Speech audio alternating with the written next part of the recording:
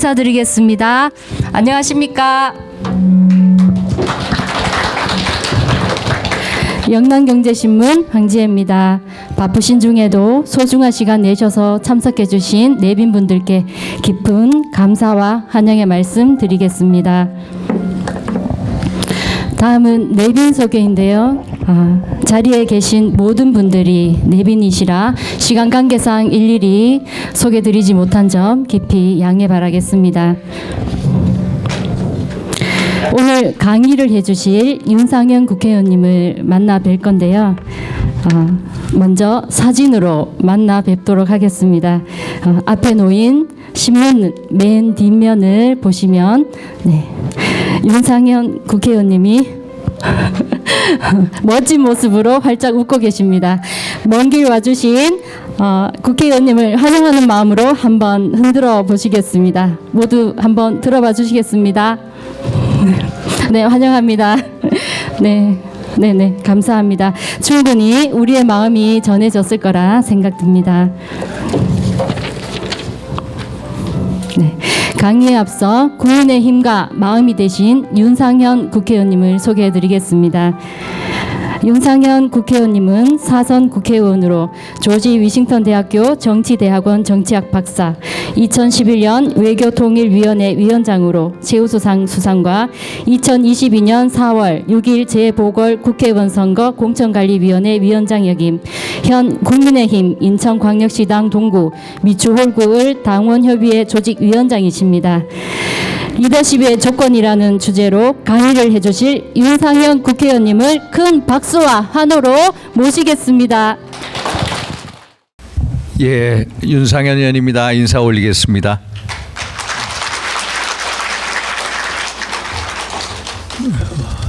참 영남경제신문에서 이 정책 포럼에 이렇게 불러주셔서 감사의 말씀부터 올립니다. 이 존경하는 우리 영남경제신문 이익재 회장님, 또 이영우 대표님, 또 백남도 대표님, 또 유도근 이사님을 비롯한 경제신문을 위해서 애쓰시는 우리 황지혜 우리 사회 보시는 분까지 감사 인사를 드립니다. 또 오늘 이 자리에 우리 조합장님이신 손병호 조합장님 이렇게 와주셔서 또 좋은 자리를 마련해 주셔서 또 감사 인사도 올립니다. 저는 사실 충청남도 청양 출신입니다. 충청남도 청양. 내 아버지가 군에 오래 계셔가지고 이 청양에도 있다가 또 수원에도 있다가 평택에도 있다가 또 구미에도 있다가, 그래서 제가 예전에 어머니께서 매번 하시는 말씀이 너는 구미, 원래 구미다. 어머니 고향은 의성이세요. 지금 외가가 있고 외삼촌도 거기 사시는데, 그래서 너는 구미가 마음의 고향이다. 처음 어머니가 저를 회임하신 곳이 구미다라고 그런 얘기를 많이 하셨습니다. 근데 하도 대전에서도 학교 다니고 평택에서도 학교 다니고 거다가 서울에서도 학교 다니고 그 많은 지역을 떠돌아다녔습니다. 그런데 참 좋은 점이 있더라고요. 공천할 때 좋습니다. 제가 공천심사위원장을 2번 했습니다마는 공천이라는 게 책상 위에서 그림 그리는 게 아니라 현실, 현장을 잘 알아야 됩니다. 우리 존경하는 남인수 회장님도 와 계신데 현장을 잘 알아야 됩니다. 그런데 전국을 떠돌았던 그 어린 시절, 또 그러면서 정치권에 입문해서 수많은 반들을 사귀고 또 많은 지인들 갖추면서 그 지역 사정을 잘 알게 됐습니다. 이번에도 6월 1일 날 지방선거 때 사실 7군데의 국회의원 재보궐선거가 있었어요. 우리 민주당 이재명 대표가 개항을 해 들어온 그 선거인데 공천에 대해서 잡음이 하나도 없고 또 5명, 7지역 중에 5명을 성공시켰습니다. 그래서 성공의 비결이 뭐냐 하면은 그 지역 사정을 잘 알아야 된다. 그래서 하나 어렸을 때 떠돌아다니고 여기저기 사람을 많이 알게 된 그 배경이 야 공천할 때 이렇게 중요하구나 하는 것을 느낍니다. 사실 충청남도 청양 또 의성, 구미 아버지 어머니로부터 연유된 그 고향이 아니라 제가 정치적인 고향 내가 정치를 위해서 나의 어떤 열정과 신념을 바치고 그 지역을 위해서 내 그 지역 출신이 중요한 게 아니라 그 지역을 어떻게 잘 발전시킬 수 있는 비전을 갖고 있는 게 더 중요하다. 그래서 저는 석사, 박사 교수 생활을 미국에서 10년을 했습니다. 그러면서 그 경험했던 이 학문적인 거, 또 현실, 또 여러 가지 경험들을 인천이라는 그 지역을 위해서 바쳐야 되겠구나. 인천에 학연도 없고 혈연도 없고 지연도 없지만은 정말로 인천 발전을 위해서 필요한 사람이 누군가. 제가 외국물도 오래 먹고 인천이라는 도시가 개방성, 국제성, 다양성의 도시인데 윤상현이 다른 분들보다 훨씬 더 인천 지역 발전을 위해서 더 쓰임 받을 수 있다는 그 신념을 가지고 한 20년 전에 인천 지역에 들어갔습니다. 처음에 아무것도 몰랐어요. 여기가 인하대, 여기가 인천 앞바다. 저희 지역에 수봉산이라고 있는데 수봉산 꼭대기에 올라가가지고 저 지역을 봤어요. 우리 원법사 해운수님이 저희 지역 출신이신데 아무것도 모르는 지역, 맨 땅에 헤딩하듯 정치의 신념을 가지고 들어와서 20년 동안 해왔습니다. 그 전에 공천 탈락도 2번 해보고 또 제 지역구에서도 또 공천 탈락도 공식적으로 2번 해보고 또 낙선도 해봤습니다. 또 무소속으로 연속해서 남들이 헌정사상 처음이다라고 하는데 그 속에서 또 생활을 했습니다. 박근혜 대통령을 핵심에서 모셨다는 이유로 당원권 정지도 1년 당해보고 또 지구당 위원장직도 박탈당해보고 공천 탈락도 해보고 그러면서 살아오면서 정치적 고난이 정말로 나에게 훨씬 더 남을 배제하고 뺄셈의 정치가 아니라 정말로 사람들하고 포용하고 화합하는 덥셈과 곱셈의 정치가 필요하다는 것을 몸소 느끼게 됐습니다.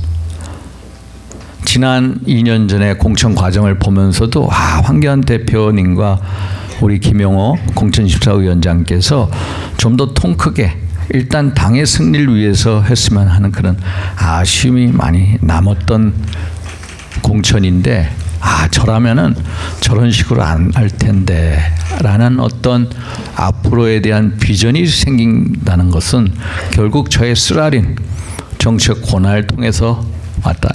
저희 지역에서 매번 공천 탈락하고 무소속 가고 그러면은 저를 따르는 우리 당원들, 시의원, 구의원분들이 3,300명이 하루 동시에 탈당을 합니다. 김무성 대표 때는 깜짝 놀라시는 거예요. 뿌리를 뽑고 가는구나. 근데 김무성 대표도 저희 지역에 못 들어오세요. 유세하러. 결국 제가 살아왔는데 차첨자하고도 제가 그 당시 한 24,000표 차이로 이겨왔어요. 24,000표. 그러면은 젊은 애 정치 지망생들이 저를 많이 찾아옵니다. 의원님, 정치하는 건 뭐예요? 정치는 뭘 해야 됩니까? 심지어 성수중학교 2학년생이 저를 찾아와서 얘기합니다. 정치는 서비스야. 지역 주민과 또 국민들한테 서비스를 통해서 감동을 주는 게 정치야. 정치는 출신 지역, 이념, 정당을 따지는 게 아니라 진정성과 인간미로 하는 게 정치야. 또 정치는 항상 신의를 지켜야 돼. 그리고 신의를 지키는 사람한테 항상 보온을 해줘야 돼. 제가 어제 일요일 날도 저희 지구당 사무실에서 당원 교육을 했습니다. 당원 교육하면은 저희 사무실에 오신 분들 아시겠지만은 우리 최우태 회장 계시지만은 딱 이 벽에 플래카드가 적혀 있습니다. 정치는 신의와 보온이다. 저는 수많은 고난을 통해서 정치는 신의와 보온을 하는 걸 꼭 한국 정치 한번 보여주고 가려고. 정치라는 거에 대한 개념 정의를 꼭 새롭게 정치학 공부도 해보고 현실 정치를 많이 보면서 윤상이 내리는 정치에 대한 정의는 이런 거야 하고 한번 보여주기 위해서 그렇게 해서 그런 면에서 현실 정치에서 하고 있습니다. 제가 남다른 특별한 제 사정 속에서 대한민국의 많은 지도자들을 보고 또 같이 대화할 기회가 많았습니다. 또 미국의 대통령들도 만나서 대화할 기회도 있었습니다. 그러면서 도대체 진짜 리더라는 게 뭐야? 내가 저 대통령하고 다른 점이 뭘까? 저 리더하고 나의 차이점이 뭘까라는 게 저의 일생의 가장 중요한 의문사항 중에 하나입니다. 여기 젊은 분들 계십니다만 정말로 내가 이 시대에 아니면은 이 사회에 진짜 리더가 될 수가 있을까? 또 리더라는 게 어떤 분일까? 라는 것을 한번 저 윤상현과 함께 이렇게 생각해보는 그런 시간이 됐으면 하는 바람입니다. 제가 외교통일위원회 12년이 있었습니다. 외교통일위원장도 하고 또 지난 문재인 정부 시대 때 한반도의 완전한 비핵화는 완전한 사기극이다. 제가 2018년 4월 27일부터 계속해서 얘기를 했습니다. 합작하지 마라. 결국 김정은이한테 당한다. 저의 전문 분야가 외교 안보 분야입니다. 그래서 이런 문제 가지고 말씀을 드린 것보다는 젊은 분들도 있고 또 이 사업하시는 분들도 있으면서 정말로 진짜 리더가 어떤 리더가 또 리더는 만들어지는 건가 아니면 태어나는 건가에 대해서 한번 같이 생각하는 시간이 됐으면 하는 바람으로 이 주제를 골랐습니다. 리더의 조건이란 게 뭔가? 리더는 나하고 정말 다른 사람인가? 저는 사람 위에 사람 없고 사람 밑에 사람 없다라고 생각합니다. 사람은 똑같습니다. 단지 다른 것은 딱 하나, 신념의 크기. 신념의 크기만 다를 뿐이다. 내 신념이 크면 클수록 내 생각과 의지가 크면 클수록 내가 큰 지도자가 되고 내 신념이 작으면 작을수록 작은 지도자가 된다. 저의 결론입니다. 그래서 리더의 조건이 뭔가? 저는 첫째, 포용성을 꼽습니다. 둘째, 불굴의 의지를 꼽습니다. 셋째, 노블리스 오블리제를 꼽습니다. 넷째, 소통 능력을 꼽습니다. 그래서 여러 위인들에 대해서 한번 이 야사를 중심으로 제가 말씀을 드리고 한번 스스로를 생각해 보시고 우리 젊은 청년 우리 회의소분들 한번 생각해 주시고 이 자리를 통해서 내가 신념의 문제구나 하는 것을 느끼시는 이 아름다운 여행의 시간이 되기를 기원을 합니다. 제가 1995년도에 미국에서 교수생활을 하고 있을 때 2000년이라는 새로운 시대를 접하면서 동서양의 학자들이 이런 질문을 던집니다. 과거 1000년, 새로운 2000년이라는 새로운 시대를 접하면서 지난 1000년, 그러니까 995년부터 1995년까지 가장 위대한 역사적인 사건이 뭡니까? 라는 질문을 던집니다. 뭘 것 같아요? 여러분, 이송민 어디 계세요? 저기 있네. 우리 송민 씨, 어떤 사건이 지난 1000년 동안 최대의 사건일 것 같아요? 동양이나 서양이나 학자들 전문가들이 다 같이 징기스칸 몽고 제국을 얘기했습니다. 여러분 한번 몽고 제국 징기스칸에 대한 이 영화 다큐멘터리로 한 30부작으로 돼 있는데 한번 꼭 보십시오. 저도 그걸 못 봤습니다만은 징기스칸에 대해서 이 연구하는 사람들하고 이렇게 대화할 기회를 갖고 책을 통해서 공부를 했습니다만은 징기스칸의 그 포용성을 한번 같이 느껴보시기 바랍니다. 이 징기스칸이 제국을 건설한 게 13세기입니다. 우리가 징기스칸 하면은 젊은 시절의 이름이 태무지라는 사람이 아버지 예수게이라는 사람과 어머니 후엘론 사이에 태어납니다. 아버지 예수게이가 당시 여러 부족들이 있으면 부족을 침략을 해서 거기서 여자와 식량과 이런 것을 다 뺏어옵니다. 뺏어온 여자 후엘론하고 사이에 태어난 게 태무진이 이제 성장을 합니다. 10대 후반에 보르테라는 여자를 맞이합니다. 그런데 보르테를 또 빼앗깁니다. 자기의 부인을 빼앗깁니다. 자기 부인을 빼앗겨서 다시 부인을 찾아올 때까지 2년이 넘어갑니다. 2년이 지나가.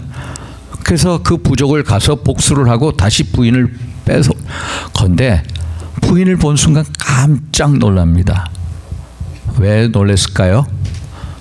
부인이 적장애를 임신하고 있었기 때문입니다. 적장애를 태무진하고 보르테 사이에 애가 없었습니다. 그런데 2년 만에 만난 부인이 적장애를 임신해가지고 온 겁니다. 여러분이 그 상황에 처했으면 어떨까요? 제가 정치를 하면서 정치하는 사람일수록 정치의 외곽을 형성하는 비정치적인, 탈정치적인 인문학적, 예술적, 문학적, 체육적 소양이 있어야 된다고 주장을 합니다. 왜? 정치는 정치를 푸는 게 아니라 비정치와 탈정치를 풀어야 됩니다. 정치를 잘하려면 잘할수록 정치의 외곽을 둘러싸고 있는 비정치적 요소에 대한 많은 소양을 가지고 있어서 그 소양이 자기의 정책 사고의 근육을 튼튼하게 합니다. 그래서 인문학적 소양을 갖춰야 된다. 제가 좋아했던 춘원 이광수의 소설 흑이란 소설에 보면 이런 장면이 나옵니다. 당시 1920년대를 배경으로 해서 신교육을 받던 시대, 윤참판이라는 한성에 고위 관리가 있었어요. 그런데 딸을 교육을 시키려고 허숭이라는 시골 남자를 데리고 와서 집에서 드리는 가정교사를 시킵니다. 너무 허숭이한 남자가 좋은 거예요. 무뚝뚝하면서도 너무 열정적이고 아주 성실해요. 그래서 윤참판이 허숭을 사위로 삼습니다. 그런데 딸이 이름이 기억이 안 납니다. 현선인가? 바람이 납니다. 바람이 누구랑 바람이 나느냐? 자기의 클래스메이트 허숭의 친구하고 바람이 납니다. 그런데 이 바람이 났을 때 허숭이라는 남자가 어떻게 하느냐? 혼자서 전부 다 그 분을 삭힙니다. 그거에 대한 이 남자로서 어떤 그 분에 찼을 때 그 심의 묘사를 춘원 이광수 선생께서 너무 잘해 놓으시고, 제가 이 소설 읽으면서 엉엉 울었습니다. 중학교 2학년 때 엉엉 울면서 야, 나도 이 정도의 포용성 있는 남자가 될 수 있을까? 그런데 그 딸내미가 결국은 후회를 하고 회개를 합니다. 그래서 자살 기도합니다. 자살. 기차칸에서 떨어집니다. 그런데 다리를 다치고 삽니다. 그때 허숭이한 남자가 용서를 해줍니다. 그래서 둘이서 농촌에 가서 농촌 계몽운동을 한다는 얘기인데, 사실 만약에 내가 태무진의 위치에 있었다면은 내 부인이 야, 남의 자식을 임신해 가지고 왔을 때 어떻게 했겠습니까, 여러분? 주변에 있는 태무진의 동료들이 전부 다 한결같이 얘기합니다. 죽여라. 아들이 아들. 쟤는 분열의 씨앗이 될 거야. 빨리 죽여라 하는데 태무진이 고민을 합니다. 어머니 후엘론 여사가 얘기를 합니다. 야, 보르테 저 아이의 죄가 아니다. 결국 네가 빼앗겼기 때문 아니냐. 저 아이를 살려라 합니다.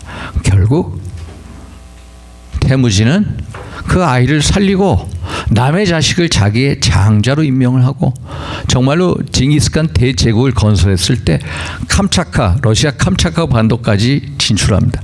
그때 캄차카 반도에 왕국을 세우는데 자기의 큰아들, 남의 자식을 자기의 왕으로 봉합니다. 결국 태무진 주변에 죽여라 했던 사람들이 어떻게 했을까요? 야, 저 사람 내 말 안 들어? 내 대장이 아냐? 이렇게 합니까? 아닙니다. 부하들이 야, 우리 대장은 다르구나. 나 같으면 죽였을 텐데 저 자식을 살린다.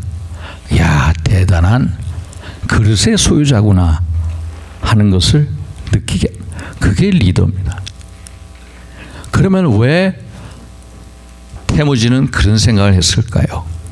자기의 그 아픔, 개인적인 아픔을 공적인 가치로 전환시키는 겁니다. 당시 6개 부족이 내란과 전쟁과 가난의 공포에서 해방시키기 위해서 남의 자식도 나의 자식으로 인정하는 통큰 리더십을 보여줌으로써 6개 부족을 통합시킬 수 있는 촉매제로 생각을 한 겁니다. 그게 바로 리더십. 당연히 내가 따라와라 라고 하는 게 아니라 저 사람으로 하여금 자연스럽게 따라오게 만드는 게 그게 바로 리더십입니다. 우리가 이 메일 깁슨이 나온 영화 중에 We Were Soldiers라는 영화가 있습니다. 아마 2000년대 초에 나왔습니다. We Were Soldiers, 우리는 군인이었다. 그 영화에 보면은 1960년대 말에 베트남 전쟁에 출전하는 미군 병사들에 대한 얘기입니다. 할 무어 중령, 메일 깁슨이 주인공입니다. 연병장에서 연설을 합니다. 연병장에서 가족들이 전부 나와 있는 와중에 이 대대장 할 무어가 연설합니다. 그 연설이 너무나도 멋집니다. 이런 연설을 합니다.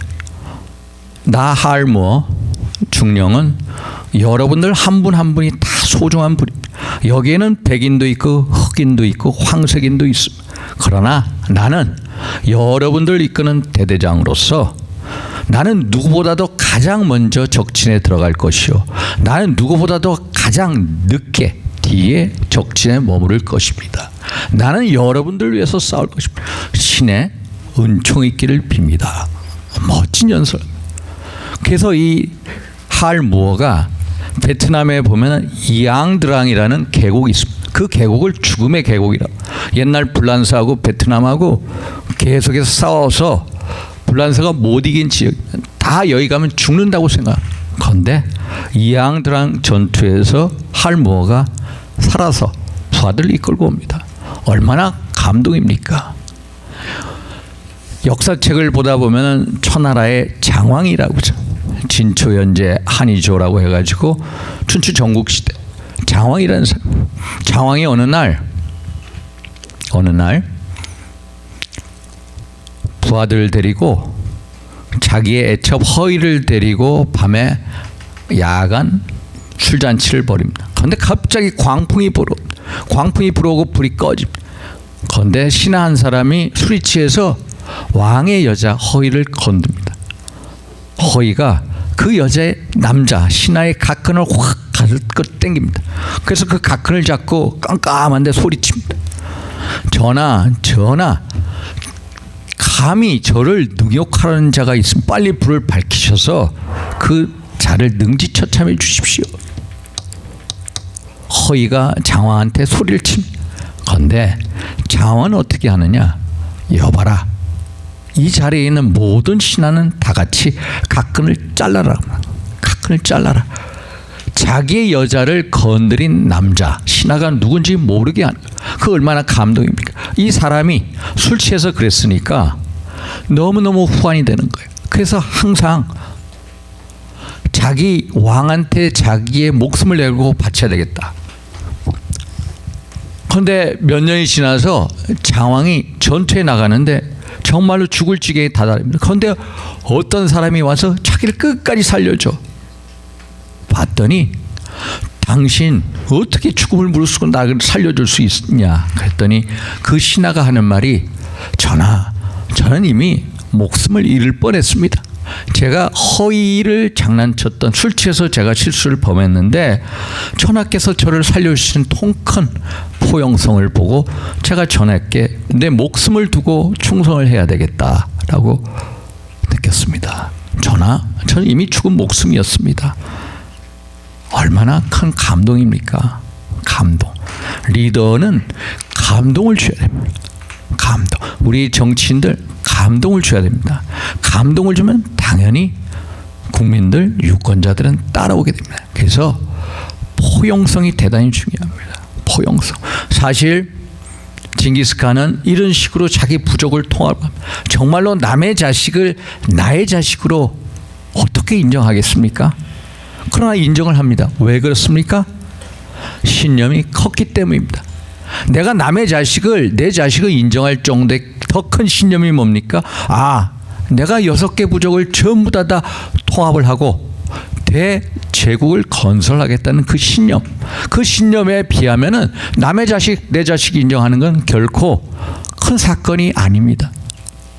여러분, 진짜 리더는 가장 하기 싫은 거, 가장 가고 싶지 않은 곳 속에서 숭고한 의미를 찾아내는 겁니다. 내가 저 자식을 인정하기 싫지만은 그 속에 어떤 숭고한 의미가 있느냐. 태무지는 그 자기의 아픔과 고통을 공적인 가치로 전환시키는 겁니다. 자기의 아픔을 공적인 가치, 야, 이것을 좋아.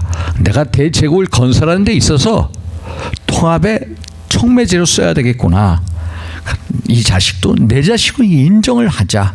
그런 포용성을 그러니까 남의 나라도 칠 때도 보면은 징기스칸은 그 나라에 있는 남의 나라에 있는 뛰어난 사람들 자기의 그 참모로 사준마로 씁니다. 그리고 그 나라의 풍속과 복습을 전부 다 인정을 해. 그런 포용성이 있기 때문에 그렇게 큰 제국을 건설했다. 징기스칸이 죽기 전에 이런 얘기를 합니다. 나는 내 이름도 쓸 줄 몰랐다. 나는 적국의 100분의 1, 200분의 1의 군대로 싸워서 대제국을 건설했다. 나는 내 자신을 이기는 순간 제국을 건설할 수 있었다. 나의 가장 큰 적은 바로 나 자신이었다. 나 자신을 이기는 순간 내가 대제국을 건설했다. 결국은 자신을 이긴다는 것은 뭡니까? 결국은 자기의 신념, 의지가 결국에는 대제국을 건설하게 만들었다라는 겁니다. 포용성이 중요합니다. 리더는. 미국에 보면은 아브라함 링컨 대통령, 미국에 제가 있는 동안에 가장 존경하는 대통령 하면 1등이 아브라함 링컨입니다. 링컨도 포용성의 지도자입니다. 링컨은 또 불굴의 의지의 또 주인공입니다. 제가 김동길 교수님 최근에 참 세상을 달리하셨습니다마는 김동길 교수님이 저의 개인적인 후원 회장입니다. 작년에 안철수 대표하고 제가 소개를 해드렸어요. 그래서 안철수 대표의 후원회 회장 하셨는데 제가 김동길 교수께서 저한테 가끔 치매 증상이 있으세요. 작년인가 재작년에 저한테 전화가 왔어요. 윤의원 빨리 와봐, 빨리 와. 갔어요. 그랬더니 성경책 3권, 링컨에 대한 전기 해가지고 본인의 장소에는 도장이 있습니다. 그래서 9권을 주신 거예요. 링컨 같은 지도자가 돼야 된다. 이 말씀을 저한테 주셨는데 링컨이 어떤 지도자였냐. 링컨도 포용성의 지도자. 그런데 이 링컨이라는 사람만큼 큰 고난을 겪은 사람이 없습니다. 링컨은요, 어머니 낸시 여사가 링컨 나이 10살 때 돌아가십니다. 어머니가 유언을 남깁니다. 에이브야, 내가 정말 미안하다. 내가 너한테 땅 1에이커의 유산도 못 주는구나. 내가 줄 수 있는 것은 성경이다. 성경. 너는 성경을 읽고 성경적인 가르침대로 살아라. 어머니 그러겠습니다. 사실 초등학교 6학년 교육도 못 받았습니다. 그런데 아버지가 구두수선공이었어요. 그러면 링컨이 돈을 벌기 위해서 구두수선도 하고 또 정말로 우유 배달, 우편 배달도 해요. 그래서 링컨을 연구하는 사람들이 이런 얘기를 합니다. 링컨이 그 사업을 하면서 그 빚을 갚는데 17년이 걸렸다. 17년이 걸렸답니다. 또 링컨의 아픔이 어떠냐? 자기가 진짜 좋아했던 여자가 있었어요. 그 여자하고 약혼을 했는데 링컨 나이 25살 때 약혼녀가 죽어요. 그다음부터 링컨은 맨날 우울증, 정신쇠약에 걸려 있어요. 이 큰 지도자들 중에는 정신적으로 힘든 분들이 많습니다. 제가 좀 이따 설명하는 처칠도 그렇습니다. 항상 우울증, 신경쇠약에 걸려 있어요. 링컨의 삶을 보면 너무너무 마음이 아파. 어머니는 링컨 나이 10살 때 돌아가시고 또 고학을 합니다. 고학을 해서 변호사가 돼요. 또 돈을 벌어요. 돈을 벌어서 빚을 갚는 17년이 걸려요. 그런데 변호사가 된 다음에 이 사람이 정치에 도전을 합니다. 일리노이주에서 도전을 하는데 맨 처음에 주의회 의원 선거에 나가. 우리 포항시로 얘기하면은 구의원에 나갑니다. 구의원. 그런데 떨어집니다. 떨어져요. 그런데 또 재수를 해서 구의원에 당선이 돼요. 또 의장을 해요. 주의 의장. 또 떨어져요. 그런데 포항구의 의장을 합니다. 또 대통령 선거위원회, 미국은 간선제이기 때문에 Electoral College System이라고 해가지고 대통령 선거위원을 뽑아요. 또 선거위원회에서 낙선을 해요. 하는 즉시 맨날 실패. 그 다음에 다시 또 돼요. 그러면서 야, 큰 정치를 해야 되겠다. 하원위원회 가야겠다. 연방 하원위원회에 나가요. 떨어집니다. 2년 후에 나가요. 또 떨어집니다. 또 2년 후에 또 떨어집니다. 그 다음에 하원위원회 돼요. 하원위원회 된 다음에 상원위원회 가요. 상원위원회는 임기가 6년입니다. 떨어집니다. 떨어져. 두 번째 떨어져. 또 상원위원이 된 다음에 부통령 지명전에 나와요. 또 떨어집니다. 떨어져. 세상에 링컨 같이 이렇게 실패한 지도자가 없어요. 그런데 1860년 대통령이 됩니다. 61년 대통령이 취임을 합니다. 또 65년도에 다시 재선을 합니다. 대통령을 쉽게 됩니다. 그래서 제가 미국에서 링컨을 연구한 사람들이 링컨이 겪었던 실패가 몇 번이냐? 27번이에요. 27번. 이렇게 큰 좌절과 좌절을 겪으면서 하나님을 함께 기도하면서 이렇게 올라가는 사람. 그런데 이 불굴의 의지가 얼마나 참 존경스럽습니다마는 얼마나 그 개인의 삶을 보면 안타깝습니다. 어머니 일찍 여의죠. 사랑했던 여자 또 잃죠. 그리고 매일 우울증, 신경쇠약에 살죠. 또 결혼한 부인 메리 타드라는 여자는 또 악처 같은 여자하고 살죠. 실패와 실패 속에서 야, 어떻게 살아갈까? 그런데 불굴의 의지를 가지고 대통령이 됩니다. 그런데 이 사람의 포용성을 보고 놀라는 겁니다. 자기의 최대의 정적들을 전부 다 자기 내각에다 집어넣습니다. 자기 내각.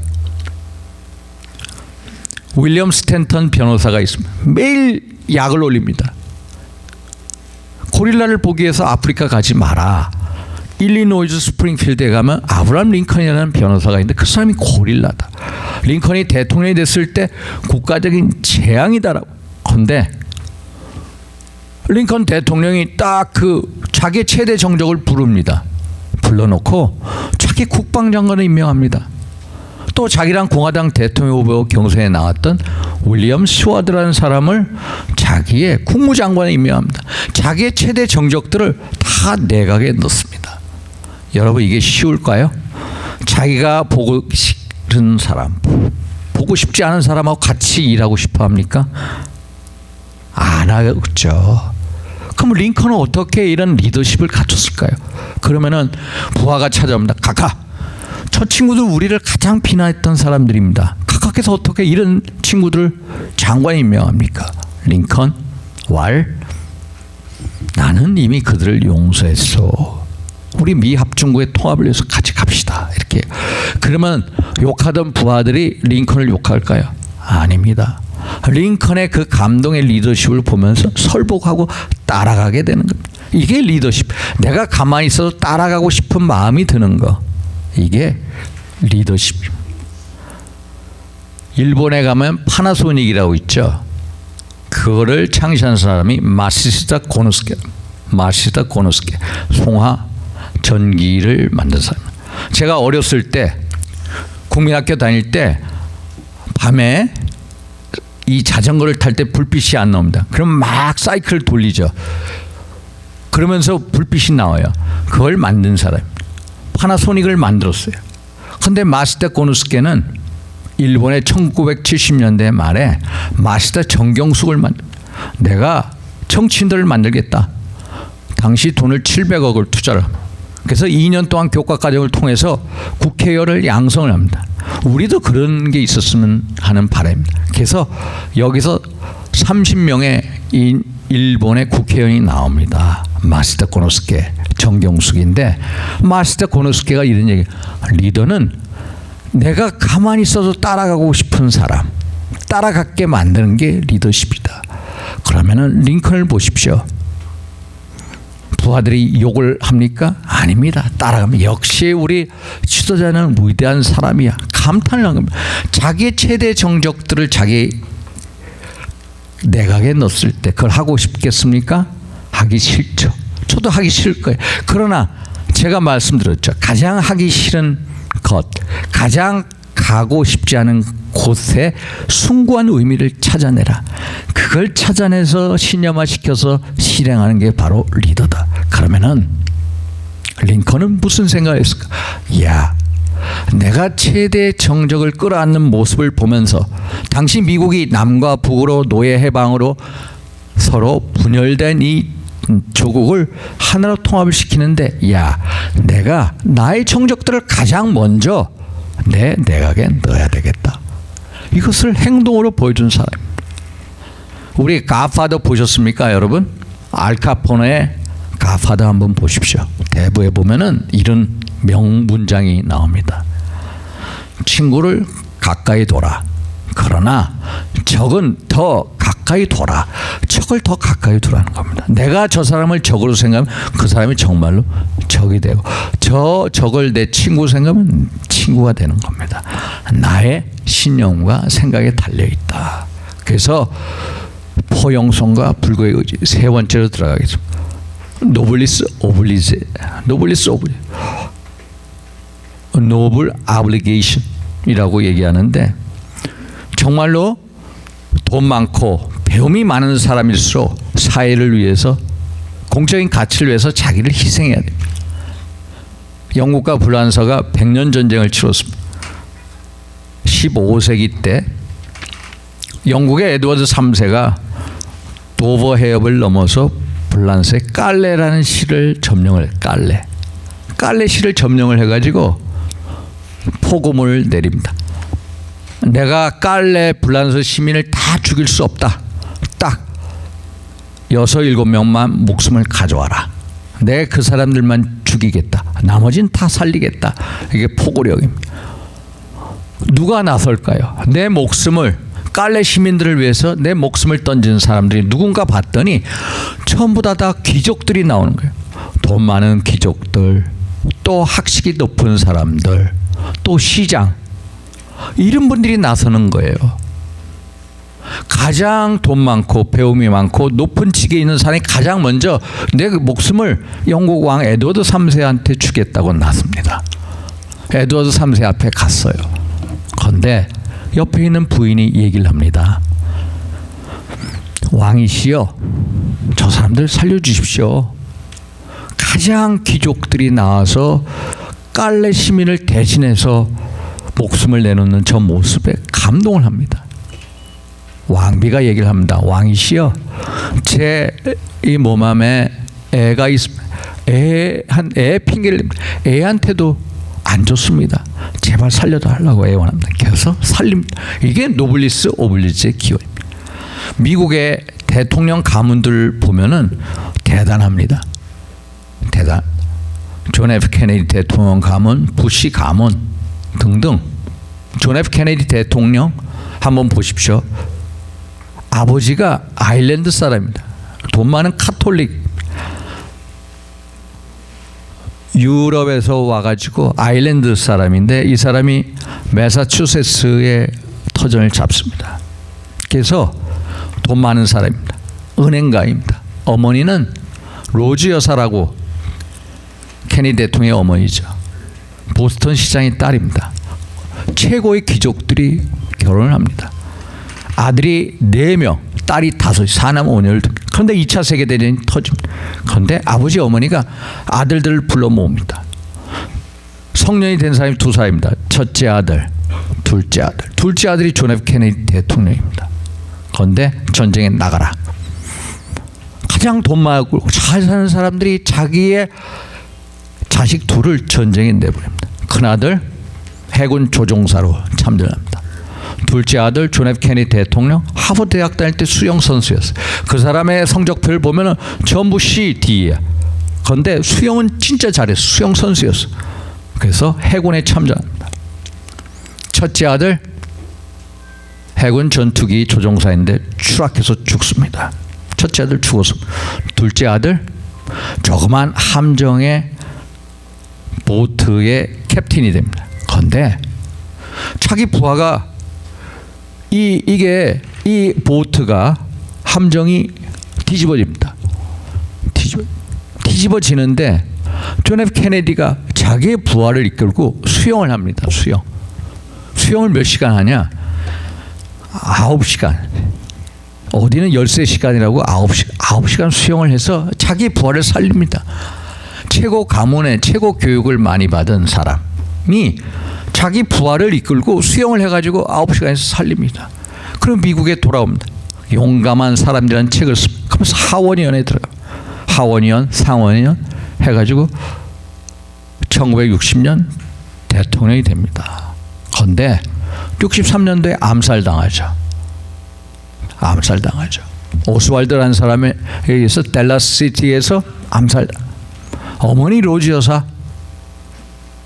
첫째 아들이 쓰러지면 둘째 아들이 쓰러지면 셋째 아들을 이 나라의 대통령을 만들겠다. 그래서 셋째 아들 로버트 케네디가 또 대통령 후보로 민주당 가문들 민주당 대통령 후보로 나갑니다. 그런데 셋째 아들도 또 암살당합니다. 아들이 넷인데 셋째 아들도 또 대통령 후보 유세를 하다가 암살당합니다. 그런데 넷째 아들 딱 한 사람이 남았습니다. 에드워드 케네디. 이 사람이 상원의원을 40년 이상 대통령 후보로 못 나갑니다. 왜 못 나가느냐? 노블리스 오블리제가 안 되는 겁니다. 에드워드 케네디는 이런 사건이 있습니다. 상원의원인데 자기 여비서를 데리고 드라이브를 하다가 이 채타펄크 만에 빠집니다. 채타펄크 물에 빠집니다. 그런데 에드워드 케네디 혼자 살아옵니다. 그 여비서가 죽습니다. 미국 국민들이 질문을 합니다. 너는 잘못됐다. 네가 네 여비서를 살려서 데리고 나오든지 아니면 네가 같이 죽든지 두 개 중에 하나여야지. 너는 살고 네 여비서는 죽였어.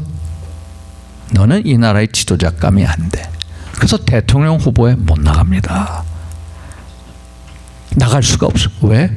노블리스 오블리제를 거역했기 때문에.